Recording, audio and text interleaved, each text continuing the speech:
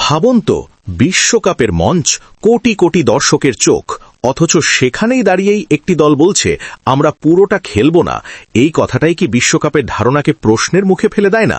ঠিক এমনই এক নাটকীয় পরিস্থিতির জন্ম দিয়েছে পাকিস্তান, যারা আসন্ন টি-20 বিশ্বকাপে ভারতের বিপক্ষে খেলতে অনীহা প্রকাশ করে নতুন করে উত্তেজনা ছড়িয়েছে আন্তর্জাতিক ক্রিকেট অঙ্গনে।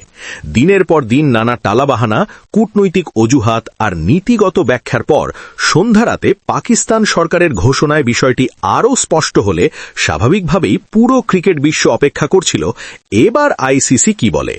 আর সেই অপেক্ষার অবসান ঘটিয়ে বিশ্ব ক্রিকেটের সর্বোচ্চ নিয়ন্ত্রক সংস্থা ইন্টারন্যাশনাল ক্রিকেট কাউন্সিল একদম সোজা সাপটা ভাষায় জানিয়ে দিয়েছে, বিশ্বকাপ মানে কোনো বেছে নেওয়া ম্যাচ নয়, কোনো আংশিক উপস্থিতিও নয়। বিশ্বকাপে খেলতে হলে সব ম্যাচই খেলতে হবে, নির্ধারিত সূচি ও নিয়ম মেনেই খেলতে হবে। আংশিক অংশগ্রহণের ধারণাকে তারা একেবারেই গ্রহণ করছে না। ভারত পাকিস্তান দ্বন্দ্ব নতুন কিছু নয়। এই বৈরিতা বহু দশকের রাজনৈতিক বাস্তবতা আর কূটনৈতিক টানাপড়নের ইতিহাস সবার জানা। কিন্তু এবারের পরিস্থিতিকে আরও জটিল করে তুলেছে একটি ভিন্ন প্রেক্ষাপট।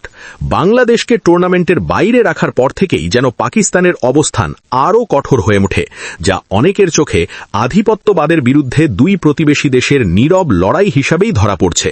তবে আবেগ, রাজনীতি আর অভিযোগের এই স্তূপ সরিয়ে রেখে আইসিসি যে অবস্থান নিয়েছে সেটি নিঃসন্দেহে অত্যন্ত কড়া এবং পরিষ্কার।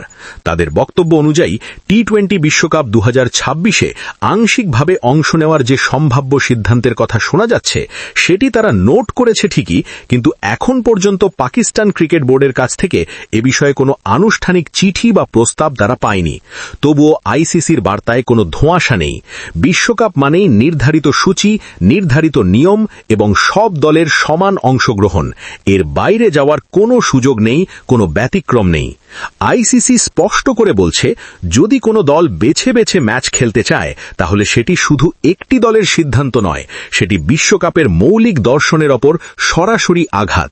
কারণ এই টুর্নামেন্ট দাঁড়িয়ে আছে খেলার সততা, ন্যায্যতা এবং প্রতিযোগিতার ভারসাম্যের ওপর। আংশিক অংশগ্রহণ মানেই সেই ভিত্তিকে দুর্বল করা, টুর্নামেন্টের বিশ্বাসযোগ্যতা প্রশ্নবিদ্ধ করা। একই বিবৃতিতে আইসিসি আরও স্মরণ করিয়ে দিয়েছে, তারা অবশ্যই জাতীয় সরকারগুলোর নীতিগত সিদ্ধান্ত ও সার্বভৌম অবস্থানের প্রতি সম্মান রাখে, কিন্তু একই সঙ্গে এটাও মনে করিয়ে দিতে দ্বিধা করেনি যে এমন সিদ্ধান্ত বৈশ্বিক ক্রিকেটের জন্য মোটেও ইতিবাচক নয়।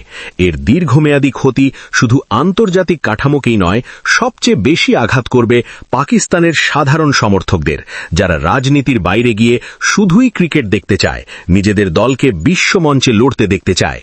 আইসিসির ভাষায় পিসিবি শুধু একটি জাতীয় বোর্ড নয়, তারা বৈশ্বিক ক্রিকেট ব্যবস্থার একজন পূর্ণাঙ্গ সদস্য এবং এই ব্যবস্থার নানা সুবিধারও অংশীদার।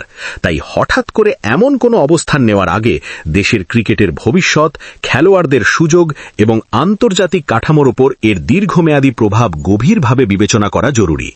এই পুরো বিতর্কের শেষে আইসিসির বার্তাটা আসলে একদম পরিষ্কার ও দ্ব্যর্থহীন। টি-20 বিশ্বকাপ 2026 সফলভাবে আয়োজন করাই তাদের প্রধান অগ্রাধিকার। আর এই দায়িত্ব শুধু আইসিসির নয়, পিসিবি সহ সব সদস্য দেশের সম্মিলিত দায়িত্ব।